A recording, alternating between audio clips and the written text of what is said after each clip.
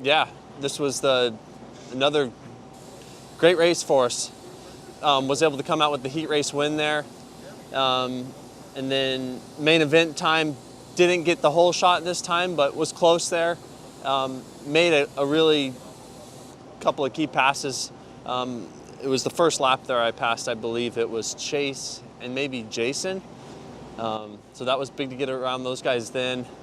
And then made a couple more passes, got to Cooper, and just had a couple of better square lines, to be honest, and was able to get underneath them to get the momentum up the dragon back, and made a block pass there. So that was key.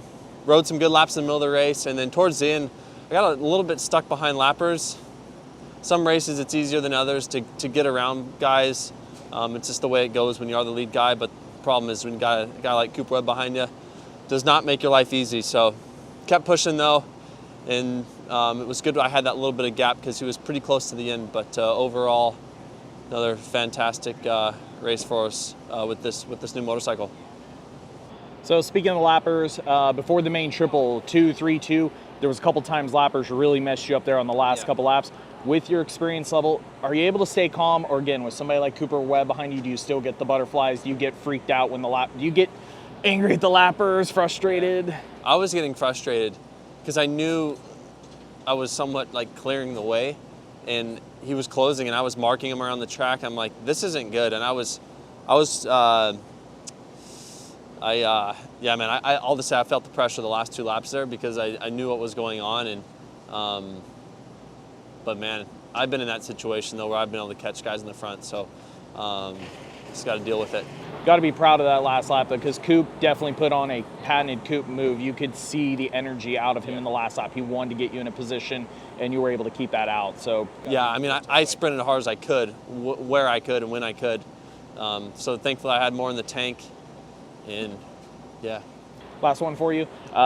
This is an amazing start of the season, off an amazing year last year. I mean, you even talked about it's so weird to not be starting slow, not be chasing your bike.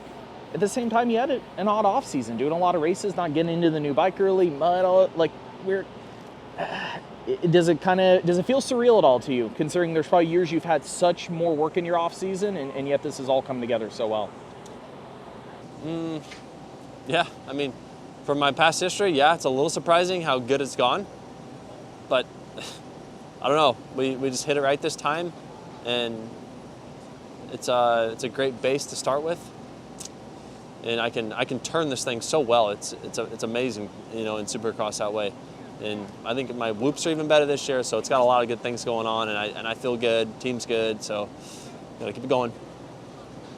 Actually, one more then. So, what you said about the comment about turns up, you just seem very rounded on this bike. I've seen you different years where you excel in some areas, struggle in others. Is this the most rounded you have felt in Supercross?